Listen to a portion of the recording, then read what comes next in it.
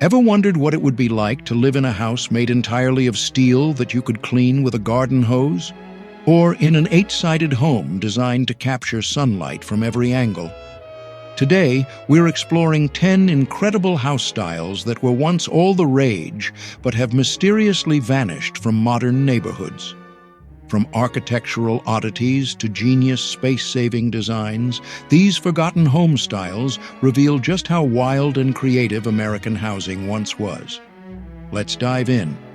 Octagon houses. In the 1850s, America briefly went crazy for 8-sided houses thanks to one very persuasive man, Orson Squire Fowler.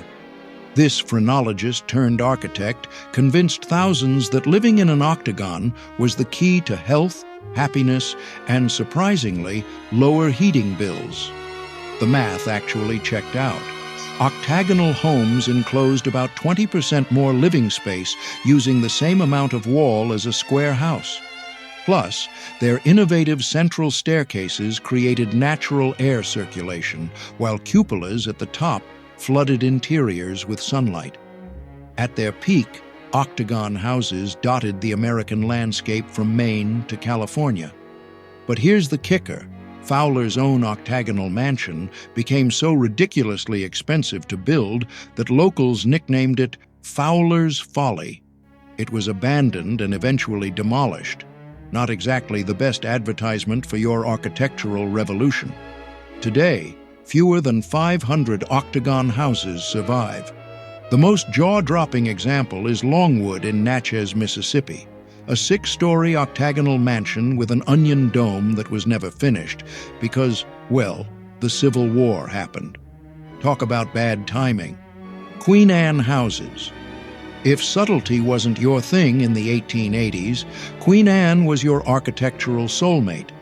These homes were basically the peacocks of residential architecture. The more ornamentation, the better.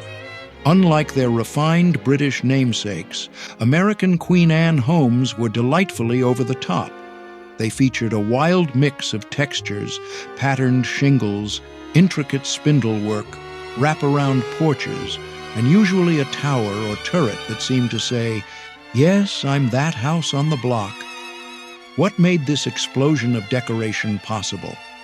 Steam-powered woodworking tools and mass-produced ornaments meant that even middle-class families could afford to go decoration crazy.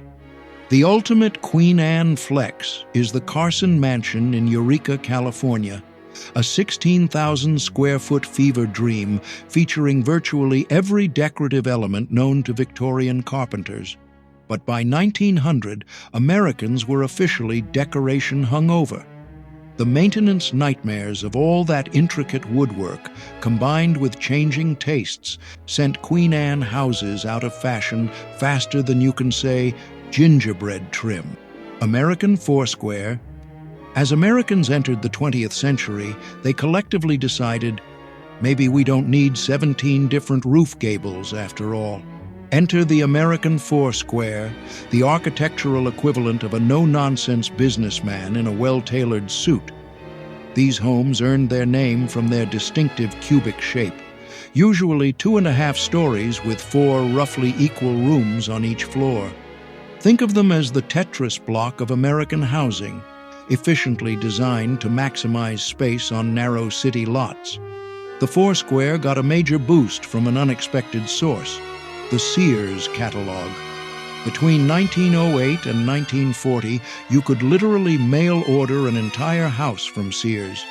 For about $2,000, you'd receive a boxcar containing all the materials needed to build your Foursquare, from pre-cut lumber to doorknobs, with an instruction manual that was basically IKEA directions before IKEA existed. These practical, affordable homes fell out of favor after World War II, when Americans traded urban efficiency for sprawling suburban ranches. But if you've ever lived in a city neighborhood full of sturdy, square houses with wide front porches, you've experienced the enduring legacy of the Foursquare. Craftsman bungalows. In the early 1900s, Americans staged an architectural rebellion against both Victorian excess and soulless mass production. The result? The Craftsman Bungalow, a home style that's basically the architectural equivalent of farm-to-table dining. Gustav Stickley, furniture maker and publisher of the Craftsman magazine, became the movement's champion. Unlike fancy British arts and crafts designers who only catered to the wealthy, American craftsman builders created affordable homes for middle-class families. The California bungalow became the most popular version, typically 1 or 1.5 stories with a low-pitched roof, wide eaves, and a deep front porch. Inside, built-in furniture, beamed ceilings, and cozy fireplace nooks created spaces that felt like a permanent warm hug. The ultimate craftsman showpiece is the Gamble House in Pasadena, a masterpiece where even the light switches were custom-designed works of art.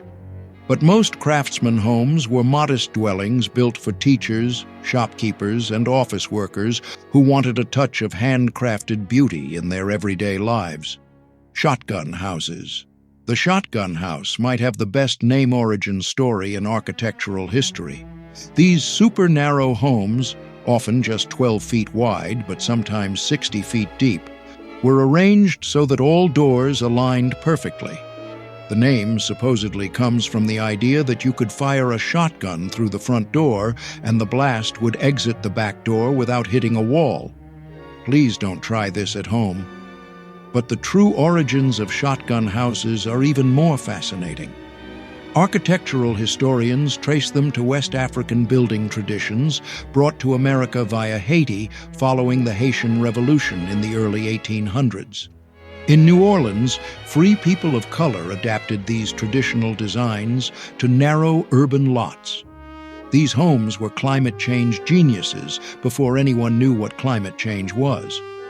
When all doors were opened, shotgun houses created a wind tunnel effect, providing natural cooling in the sweltering southern heat. Even Elvis couldn't resist the shotgun house. He was born in one in Tupelo, Mississippi, now preserved as a museum. While most shotgun houses were demolished during mid-century urban renewal, they're making a comeback as people recognize their space-efficient genius in an era of tiny homes and sustainable living. Tudor Revival. In the 1920s, Americans with new money wanted houses that looked like old money, and nothing said old money quite like a house resembling a medieval English manor. Enter the Tudor Revival.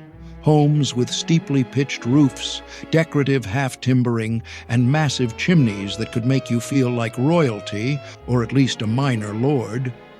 These homes weren't just architectural choices. They were status symbols during the booming 1920s.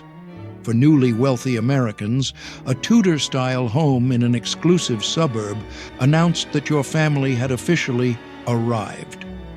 Unlike actual medieval buildings, which used exposed timbers for structural support, American Tudor revivals just slapped decorative wood or stucco over conventional framing, the architectural equivalent of a fake British accent. These homes fell out of fashion after World War II when materials were scarce and anything too European seemed unpatriotic. By the 1950s, these dark, formal houses couldn't compete with the bright, casual appeal of ranch homes that promised a more relaxed American lifestyle. Dutch Colonial Revival. If you've ever watched a horror movie set in a creepy old house, chances are it was a Dutch colonial revival. Thanks to the Amityville Horror, this house style, with its distinctive barn-like gambrel roof, became Hollywood's favorite setting for things that go bump in the night. But real Dutch colonial revivals were far from scary. They became one of America's most beloved housing styles during the early 20th century, offering practical benefits behind their distinctive look. That gambrel roof cleverly created extra living space in the attic without the expense of building a full second story, like getting a 2-story house for the price of 1.5. The style got its biggest boost in 1923, when Better Homes and Gardens published plans for an affordable Dutch colonial that cost about $5,000 to build. Thousands of families across America used these plans, creating nearly identical homes in developing suburbs, the original copy-and-paste architecture. Lustron Homes. After World War II, returning veterans faced a desperate housing shortage. Enter Carl Strandlund with a wild idea. What if we built houses the same way we built cars and refrigerators? His creation was the Lustron Home, a house made entirely from porcelain-enameled steel panels that would never need painting, couldn't burn, and was immune to termites. You could literally clean these homes with a garden hose like you would wash your car. Each Lustron arrived as a kit containing over 3,000 precisely engineered parts and could be assembled in just a few days. Inside, they featured built-in everything: bookshelves, dressers, vanities, and even a combination clothes dishwashing machine. Even the roof was made of porcelain-enameled steel tiles in cheerful pastel colors. Despite their innovative design, Lustron Corporation produced only about 2,500 homes before declaring bankruptcy in 1950. The federal government pulled its funding, and the dream of mass-produced steel housing collapsed.